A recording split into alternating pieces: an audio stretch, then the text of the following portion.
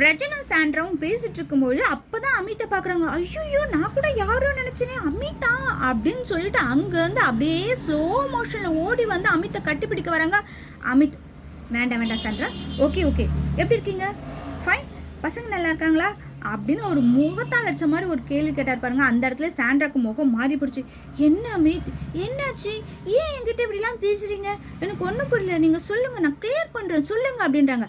அந்த இடத்துல அமித், எதுவும் இங்கே பேச வேணாங்க, எதுவாக இருந்தாலும் நம்ம வெளியே போய் பேசிக்கலான்னு எவ்வளோ சொல்கிறாரு. ஆஹா, நான் இங்கே கிளியர் பண்ணாமல் போக மாட்டேன் அப்படின்னு சொல்லிட்டு உக்காண்டுறாங்க.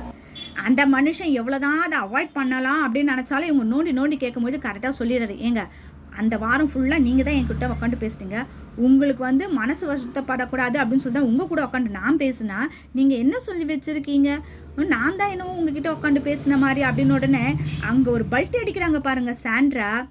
இந்த வீட்லேயே என்னை முதுகில் குத்துனது அப்படின்னு பார்த்தீங்கன்னா திவ்யா அப்படின்னு தான் நான் சொல்லிட்டு இருந்தேன். அப்போ நான் வந்து பேசிட்டு இருந்ததுக்கான காரணம் சும்மா ஃபன்னுக்காக தான் பண்ணேன் அப்படின்னு சொன்னாங்க பாருங்க.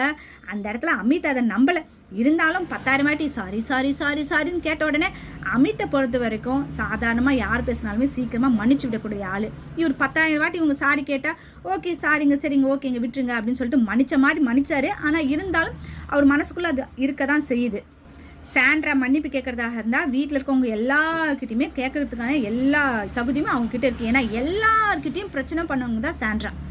எப்பயுமே எல்லா பிக் பாஸ்லையுமே இந்த கடைசி டைம் வரும்பொழுது வீட்டில் நடக்கக்கூடிய ஒரு நல்ல சில விஷயங்கள்லாம் குறும்படமாக எடுத்து போடுவாங்க. இந்த சீசனில் ஃப்ரெண்ட்ஷிப்க்கு நீங்கள் நிறைய முக்கியத்துவம் கொடுத்தீங்க, அதனால் அதுக்கான குறும்படம் போடுறேன் அப்படின்னு சொல்லிட்டு ஒரு குறும்படம் போட்டாங்க. அதை பார்த்த உடனே அங்கே இருக்கவங்க எல்லாருமே ரொம்ப எமோஷனல் ஆகிட்டாங்க. அதுக்காகவே ஒரு டாஸ்க் ஒன்று வச்சுருந்தாரு. அந்த டாஸ்கில் இந்த வீட்டில் யாராவது ஒருத்தரை மட்டும் நான் ரொம்ப ஃப்ரெண்ட்லியாக இது பண்ணுறேன், வெளியே போய் அவங்க கூட நல்லா நட்பாக இருப்பேன் அப்படின்னு யாரை சொல்கிறீங்க அப்படின்னும் போது ஒவ்வொருத்தர் வந்து ஒவ்வொருத்தரை வந்து எங்களுக்கு ரொம்ப பிடிக்கும், நான் வெளியே போய் உங்களோட ஃப்ரெண்ட்ஷிப்பை கண்டினியூ பண்ணுவேன் அப்படின்னு சொல்லிட்டு இருந்தாங்க. அதில் சாண்ட்ரா வந்து சொன்னாங்க பாருங்க, நான் அமித் கூட தான் என்னோடய ஃப்ரெண்ட்ஷிப்பை கண்டினியூ பண்ணுவேன் அப்படின்னு சொல்லிட்டு. அந்த இடத்துல அமித் அக்கா பார்க்கும்பொழுது எம்மா தாயே, இனிமேல் உன் கூட எனக்கு ஃப்ரெண்ட்ஷிப்பே வேண்டாம் அப்படின்னு நினச்சிருப்பாரு.